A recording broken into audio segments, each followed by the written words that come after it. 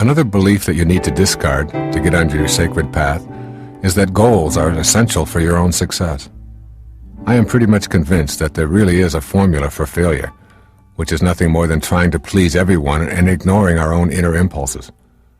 But I do not believe that there is one single formula for success. Living the spiritual life does not mean setting goals and following them assiduously. The way of the sacred quest is different than that. This difference is sensed in this little stanza by Rumi, a Sufi poet who lived 1,000 years ago. He said, "Do you think I know what I am doing? That for one breath or half-breath I belong to myself? As much as a pen knows what it's writing, or the ball can guess where it's going next." As an instrument of God, you are ever in the presence of a loving guidance. With this inner awareness, you will not lose sight of yourself and become a homeless bum begging for your next meal if that is not the way of your sacred quest. You will know your purpose, pursue it with vigor, and trust the universe to handle the details. It is this kind of awareness that has led me to work even harder and produce more effectively and feel more purposeful, not a set of goals that I strove toward.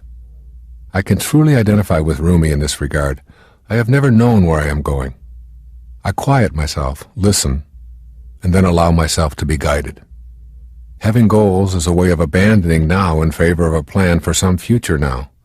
The absence of a lot of specific goals helps cultivate your awareness that you are not alone on this journey. You begin to trust in the divine guidance to assist you in your present moment.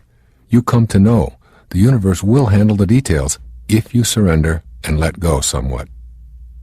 How to release the importance of goals for success? Be willing. This is the most important suggestion I can offer. Be willing to do whatever it takes to turn that inner knowledge and future pull into your reality. Relax about the future and let it go. Instead, make an active commitment to enjoy this day a little more. The more peaceful you are with yourself and your role here, the more productive and efficient you become. It is very difficult to accomplish anything when you are stressed over the outcome. When you relax and get peaceful, you become inspired and efficient. Toss out the goals and live your life knowing that you are co-creating it. Another belief that you've had handed to you that you'll need to discard is that you must always do your best at everything that you do. Throughout our lives we hear, "I don't really care how well you do as long as you do your best." Examine this idea and you may come up with a different conclusion. You don't really have to do your best. In fact, your best is something that you can never measure or even know. You can drive yourself to neurotic extremes with this idea of always having to do your best. Your best leaves no room for improvement. It means that you have to go all out 100% every single time you do anything. When you remove the stigma of having to perform at a given level, you remove the ego's need to be judged better than others. You are better off to simply do and enjoy and be willing to learn.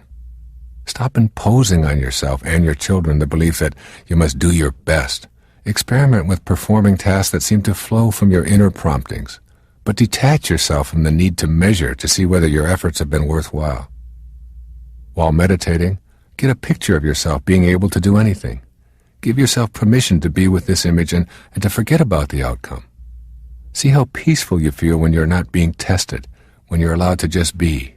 Give yourself the same permission in all of your daily undertakings.